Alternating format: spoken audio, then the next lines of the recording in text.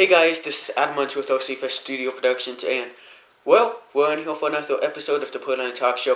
Make sure you guys go ahead and go down to the description to check out Podline Talkshow products, and while you're down there, make sure you go ahead and comment down below what the question for the next episode should be. This week, one of you guys asked, I just got a Traxxas Slash, so what should I go ahead and upgrade on it? So, sure, I could only talk about the Slash and answer your question, but why not just go ahead and make this episode about everything? So, vehicles range from a lot of different things, from on-road cars to short course racing trucks to slow-going walk crawlers to even monster trucks. So, there's a big range in what it can be. So, that being said, all of these upgrades might or may not apply to your certain vehicle, but that being said, all of these upgrades are a great idea, and it kind of categorizes it to figure out what type of route you want to take with your vehicle. So, let's go ahead and begin. So most of the time when you're buying a ready-to-run vehicle, or just a radio-controlled vehicle in general, it's just the beginning voyage. You want to get out, go drive it. But we've all come victim to upgrading a vehicle. Mainly, I've came up with 3 different categories. Enhanced performance, so faster, so like a motor, batteries, things like that. And then visual looks, aluminum parts, beadlock wheels, new body, or upgrading it to make it look unique. So that's kind of what I go with. Sure, I like the performance stuff, but if I can make my vehicle stand out from someone else's, then that's what I like doing. So like, let's say you drive a full-size Chevy 2500. Well, Proline makes it 2500. So you can go ahead and get that body for your truck and slap it right on, and there you go. It looks just like your full-size truck. But, sure, those are the 3 categories, but let's go ahead and dig a little bit deeper into it. So, that being said, if you're dead set on upgrading straight out of the gate, as soon as you open up the box, I've seen people do that. There's nothing wrong with that. It saves time, but you don't know exactly what's going to be going wrong with your vehicle, or you can see online something breaks all the time, but you might not have that issue. It just depends on your driving and a little bit of your conditions of where you're at. So,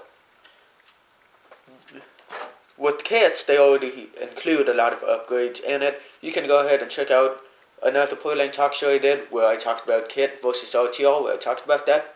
And it's already got a clear body on it, so you can go ahead and paint it up the way you want it. But if that's not what you want to do, then here's a few things to figure out with your upgrade your performance with your kit or your RTO. And of course, if you still haven't decided with your kit or RTO, make sure you check out that video as well. Best upgrades for performance-wise. So, this isn't really something to make your vehicle go a lot faster, but tires make a huge difference. So, the people at Podline Racing makes tires that are really great, that you can put down power like none other. So, tires range from anywhere from around $30 to about $60. Of course, there's tires out there that are more. If you get into bigger scales, they'll be more expensive. Smaller scales, you can get them a lot cheaper. So, typically RTO tires and sometimes kit tires. Every once in a while you'll get a kit, like Lucy, they don't include tires, but are made for that all-round tire, so you can run on asphalt and dirt. But they have no clue of what you wanted in your RC, so they made a tire to go ahead and suit every single driving condition that you can do. So that being said, it might not perform as well on asphalt as what you want, or it might not perform as well on, let's say, loose dirt as you would like. So that's where an aftermarket tire would come in. Another thing about that is if you don't like the look, then you can go ahead and get another set of tires for Proline Racing. So, they have specific tire compounds and tread designs that are different for certain tracks and different places where to run. A softer tread pattern is normally for a looser track. A harder tread pattern is good for a little bit of a harder packed track or asphalt, that way don't wear as fast. RTO tires or kit tires are normally a harder compound, so then they don't wear away as fast. And then we're already quite a ways in, so let's go ahead and take a break for a commercial here from Proline Racing, and of course those are the Badlands MX-28 that hook up great. I've got a pair on a Stampede 4x4 that I've did some videos with, and they hook up in mud, snow, and anything else you want to try to hook up on, including road and grass.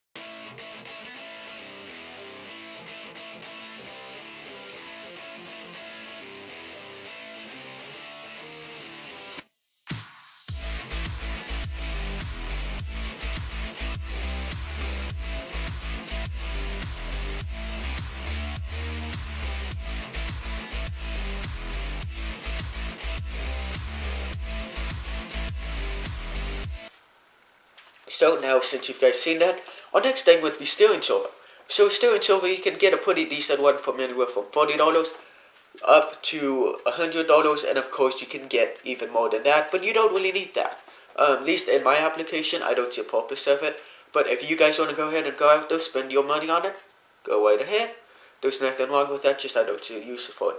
Most of the time, RTO vehicles come with a slow, underpowered servo, and most of the time the plastic gear. So what is plastic gear? Basically the gear cylinder that the motor rotates and causes the gears to rotate out to the spline, to the servo horn, to make the tires move. Those gears inside there are plastic, so they'll strip out. So companies sell metal and titanium gears, and basically metal is aluminum and some other types of metal. Sometimes you'll get steel in there. It's just a different type of consistency. Titanium gear is the top of the line gear in there, and many servo companies like High-Tech, Futaba, Savix have a budget-minded servo line. I've seen that Tower Hobbies is now carrying RC Gear Shop, and you can buy a pretty decent servo from them for almost $10.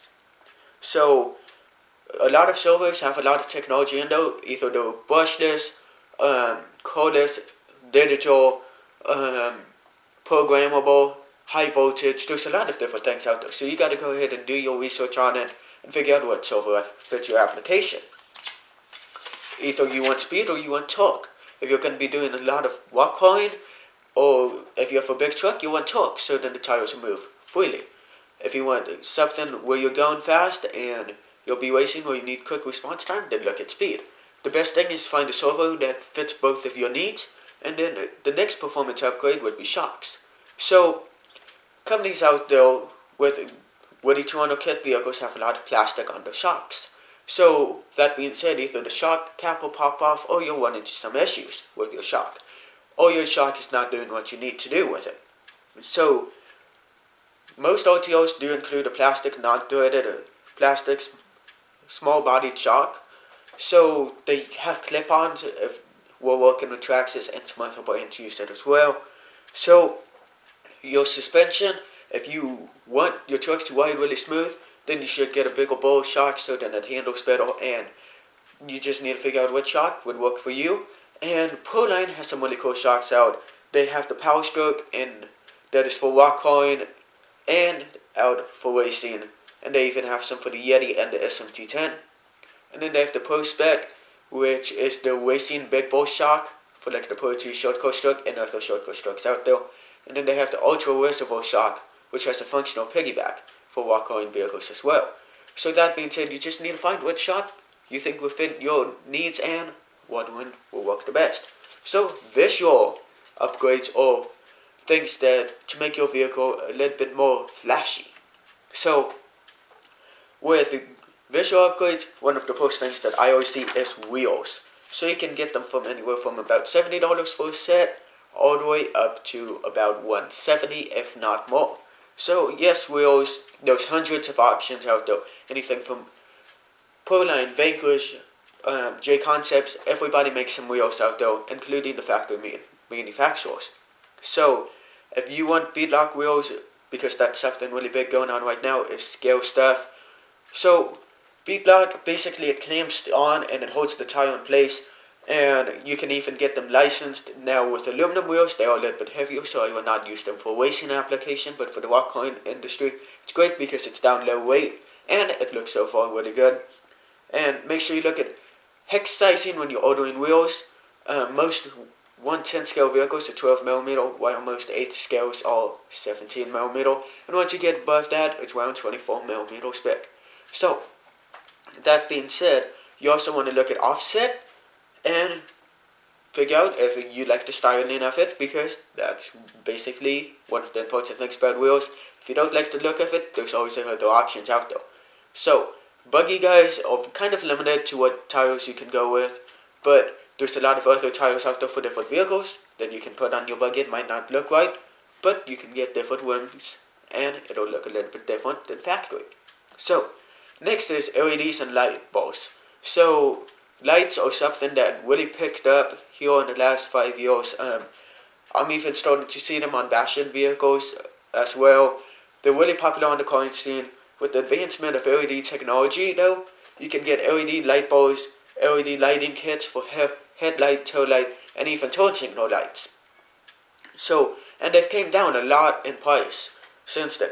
Although we could get performance enhancement at night, they look really cool during the day as well. And, well, light bulbs can be found by anywhere from Team Associated makes them, Proline Racing, Vanquish, and others. So you can go ahead and customize your vehicle so that you can run it at night and have a really cool look during the day and at nighttime. So what happens now is all you got to do is mount it up on your vehicle, and most of the time just plug it straight into the receiver and you're good to go. There's no more wiring that you have to do for it at all. And now we are time for another break, and this time it is from Proline Racing with the new Axial Skull TT body for the Axial Yeti TT. So this body comes clear, so you can go ahead and customize it your way.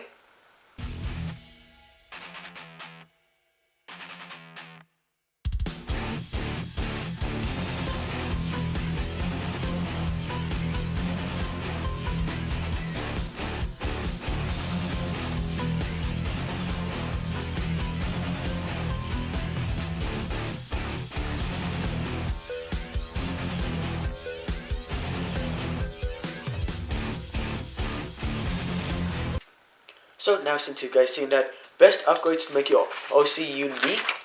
So, bodies. Bodies is the easiest thing to go ahead and change over to make your vehicle unique. So, with OC companies replicating bodies or licensing them, Proline does this a lot. I've seen Axial do it, and a lot of other companies out there as well. Replicating one-to-one vehicles, so then it's not hard to make a mini-me of your full-size vehicle. So if you drive a Dodge Ram, you can go ahead and make a Dodge Ram. Or if you drive a Nissan GTR, you can make a Nissan GTR. It's as simple as that. Or if you have a dream vehicle, you can go ahead and make that as well. So companies have been licensing products for a little while, but you don't have to go ahead and go with licensed. You can go with unlicensed if you're going for race circumstance, because unlicensed bodies normally have better aerodynamics and better for racing conditions. So the body comes clear most of the time, and all you got to do is find your favorite color of Lexane paint. Make sure it's Lexane paint, that way the paint don't peel off. Go ahead and spray it on, and any other details you want to do, put it on, decal it up your way, and then your vehicle looks very different. Another thing you can do is go ahead and put on bumpers. Several different brands out there offer different bumpers, either from this factory to RC4 Drive to Proline, or even from RPM. So all of these bumpers have a different look to them, so then you can go ahead and customize the look of your vehicle as well. So that being said, there are several different things you can do to make your vehicle look different, have more performance, and of course, styling. So if you guys enjoyed this video, make sure you guys subscribe over here, like the video, comment down below what I should talk about next time, check out my Proline Talkshow playlist over here, and until next time, this is Adam with OC Studio Productions, signing off.